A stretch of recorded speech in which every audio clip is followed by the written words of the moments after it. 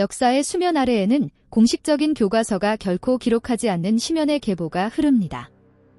그들은 바로 로마와 베네치아를 접수했던 막강한 귀족 가문의 연합체, 검은 귀족입니다.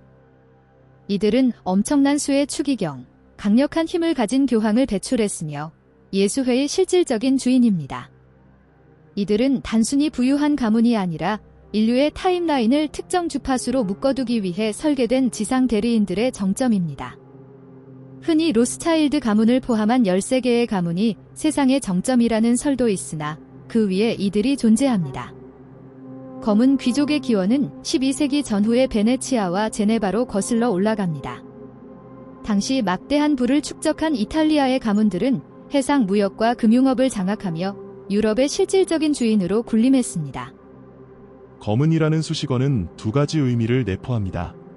첫째는 교황청의 충성을 맹세하며 문을 닫아 걸고 애도의 뜻으로 검은 옷을 입었던 역사적 사건이며, 둘째는 그들이 다루는 지식이 일반 대중에게는 허용되지 않는 오컬트 영역에 속해 있다는 상징입니다.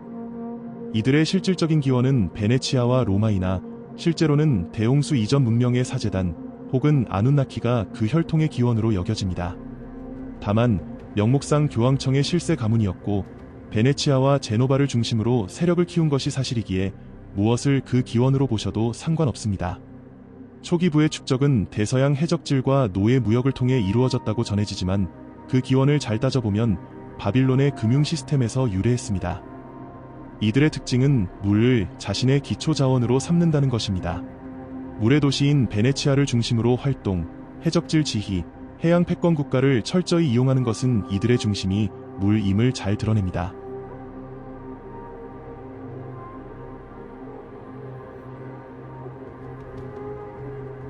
가수들이 성공 계약을 할 때 물이 내리는 현상인 비에 대한 공연을 하기도 합니다. 가수들이 레인맨과 계약을 하는 가장 간단한 방법은 비에 관한 노래를 부르는 것이라고 합니다. 소위 일루미나티 가수로 유명한 리아나의 노래 엄브렐라를 보겠습니다.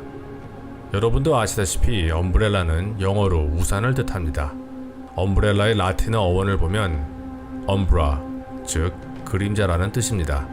제목부터 숨겨진 존재에 대한 노래라는 것을 암시하고 있죠. 괜히 딥스테이트가 폭풍의 신을 숭배하는 것이 아닙니다. 이들 자체가 폭풍의 신의 피를 일부 가진 혈통 혹은 폭풍과 비에 연관된 기술의 시조격 인물인 것입니다. 기후 조작 무기설도 기본적으로 폭풍과 물의 움직임에 기초합니다. 이는 동방의 용전설과도 일치하지요. 가장 깊은 혈통적 기원이 대홍수 이전 문명 혹은 아눈나키고 표면적인 기원이 로마나 베네치아라면 그 중간의 혈통 정보는 이란입니다. 이들은 고대 이란 혈통이기도 하며 이원해를 구성해 세계를 통치합니다. 정보를 정리하자면 초고대 문명 혹은 외계 지식을 이어받은 혈통이 고대 이란, 에트루리아, 로마, 베네치아를 거쳐 최종적으로 종교 제국을 건설하고 해양 패권 국가로 그 권한을 이관하여 세상을 지배한다는 결론이 나옵니다. 이들 내부의 최상류층은 각 종교 경전의 특별한 해석본이나 원본 텍스트를 쥐고 있습니다.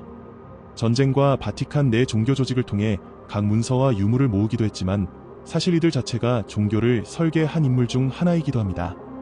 바티칸은 로마 가톨릭의 총본산으로서 수세기에 걸쳐 성경의 해석, 전통, 회의를 통해 교리를 구체화하고 체계화했습니다. 문제는 이 바티칸의 주인은 검은 귀족이며 로마 이전에도 그 혈통이 종교, 정권 실세 자리를 차지했다는 것입니다. 이들은 테베의 사제단, 페니키아의 사제단, 그리고 바빌론의 벨 사제단과 페르시아의 마귀까지 여러 조직의 옷을 입거나 침투하면서 목숨을 유지하고 정권을 뒤흔들었습니다. 특히 테베 사제단은 현대 딥스테이트의 기초라고 보아도 손색이 없는 막강한 조직입니다. 또 하나 알아두어야 할 것은 특정 조직이나 경전의 내용을 완벽히 장악하고 예곡하는 것이 아니라 30에서 40%만 점유하고 예곡해도 충분히 세계를 지배할 수 있다는 점입니다.